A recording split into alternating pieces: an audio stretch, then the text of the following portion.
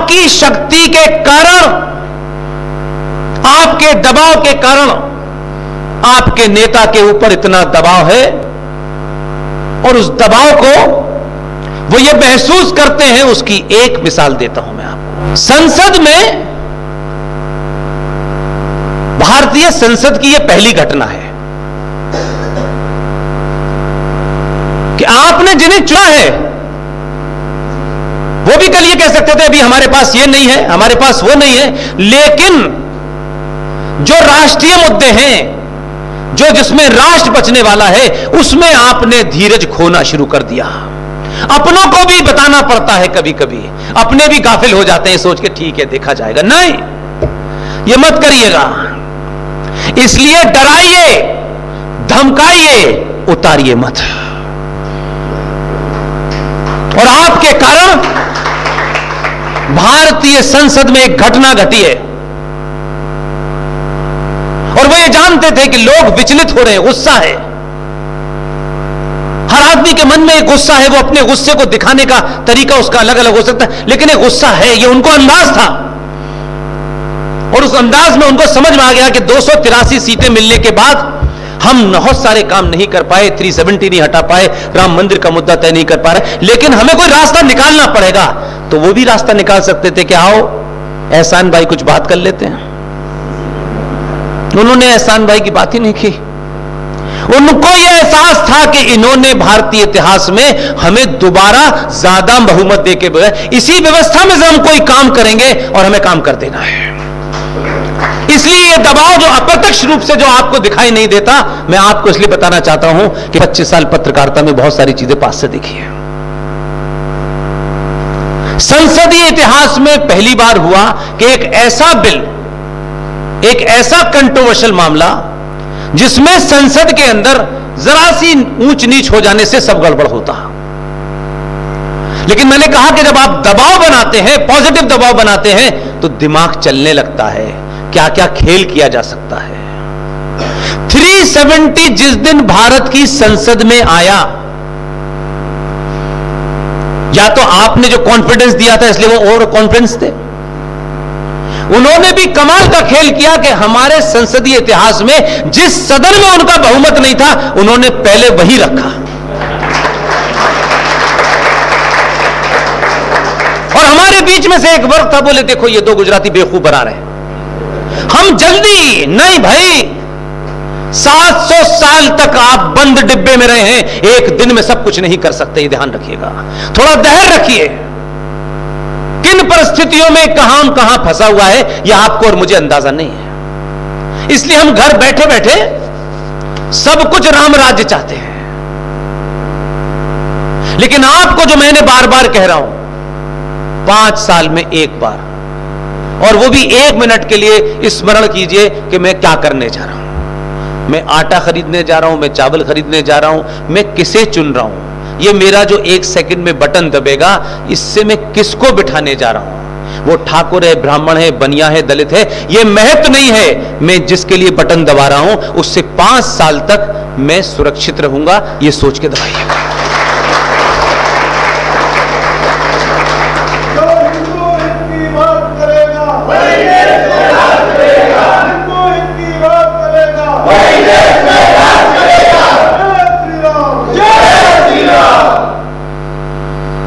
उन्होंने संसद में बिल रख दिया। कुछ अधीर लोग बोले कि देखिए अब ये बेवकूफ बनाएंगे कि देखिए साहब हमारा तो यहां बहुमत नहीं था, लिहाजा ये तो यहां गिर गया। वो ये जानते थे कि आप यही सोचेंगे, लेकिन उनको ये भी पता था कि बहुत सारे लोग ये नहीं सोचेंगे। काम क्या किया उन्होंने? राज्यसभा में बिल रखा और बिल पे बहस की, और इतने समझदार थे कि हमारी पार्टी में भी बहुत सारे हैं, बहुत सारे हैं, जो पुरानी दलाली भी खत्म नहीं हुई है, जो पेमेंट हुए थे पुराने वो खत्म तो हुए नहीं अभी। उनको मालूम था इन दोनों को कि बहुत से ऐसे खिलाड़ी हैं जो ये काम करते हैं, वो जानते थे। इसलिए सिर्फ 3 ही लोगों को पता था ये बात कि संसद में आज होने वाला क्या है, बाकी पता ही नहीं था। इसलिए उन्होंने राज्यसभा में रखा, और जैसे ही ओपन किया उन्होंने तो लोगों ने कहा इसका नोटिस नहीं दिया, तो उन्होंने बताया क्लॉज नंबर 2 पॉइंट नंबर 5 किताब नंबर ये, इतना लंबा समझाया कि वो किताब में मिल ही नहीं रहा उन्हें।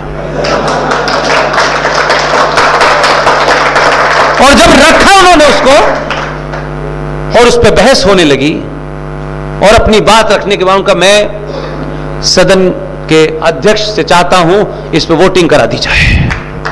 वोटिंग हुई, जिस सदन में इनका बहुमत नहीं था वहीं बहुमत से पास हो गया।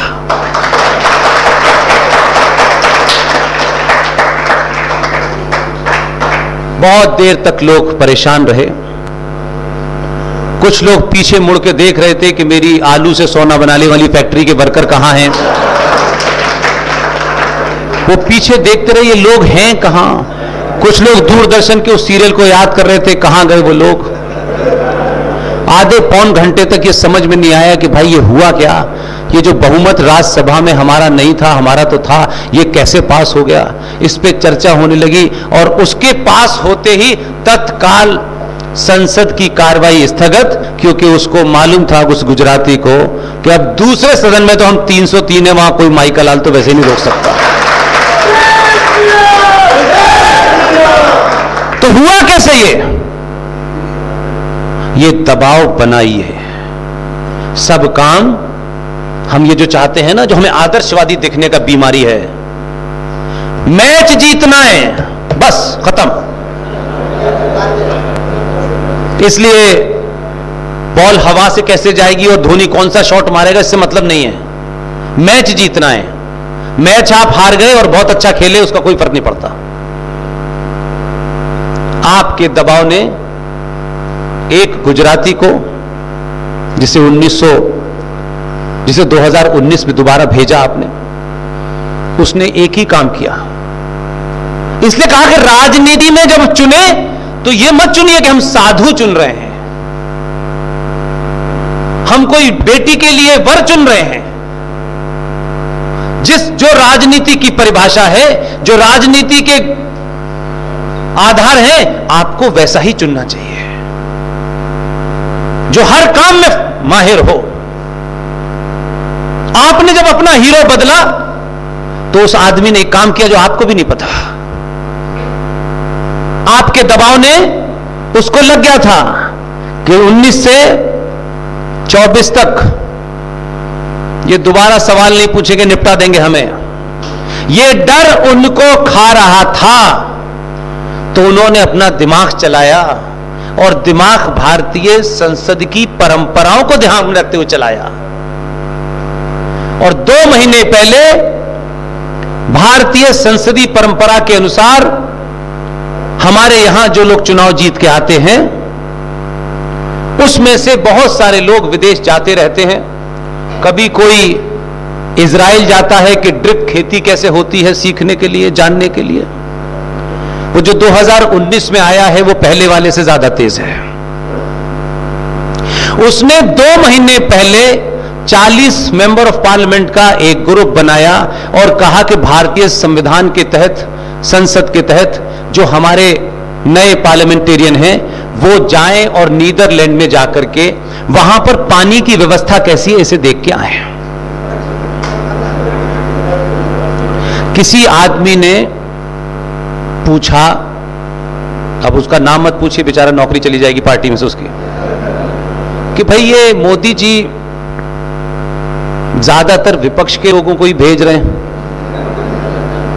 उसने कहा कि उनका मूल मंत्र है सबका साथ सबका विकास।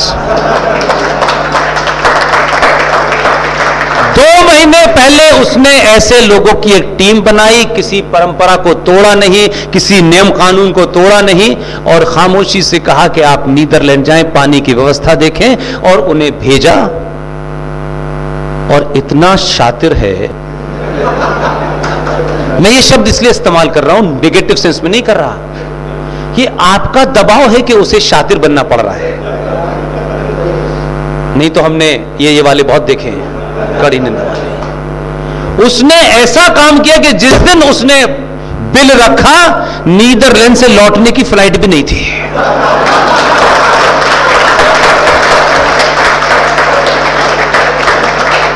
बिल पास हो गया। अब ये भी नहीं कह पा रहे कि भाई देखिए ये तो परंपराओं का उल्लंघन है, कोई बेईमानी करी है। बिल्कुल साफ सुथरा खेल खेला उसने। तो मैं सिर्फ आपको बताना ये चाहता हूं, कहना ये चाहता हूं कि आप 85 चीजें करिए, अपनी जाति पे खूब घमंड कीजिए, जो दिल चाहे करिए, लेकिन जाति आपकी पहचान है और वो निजी है। घर की चौखट के अंदर जो भी आपकी निजी पहचान है उसे वही रखिए, जब चौखट से बाहर निकलिए तो सिर्फ सनातनी होकर निकलिए। इसलिए आज जब छोटी छोटी बातें होती हैं, आपके राज्य में कांग्रेस की सरकार है, जरा पूछा तो करिए, अपने डिस्कोर्स में तो लाइए, चौराहों और पुलियों पे बात तो कीजिए भाई।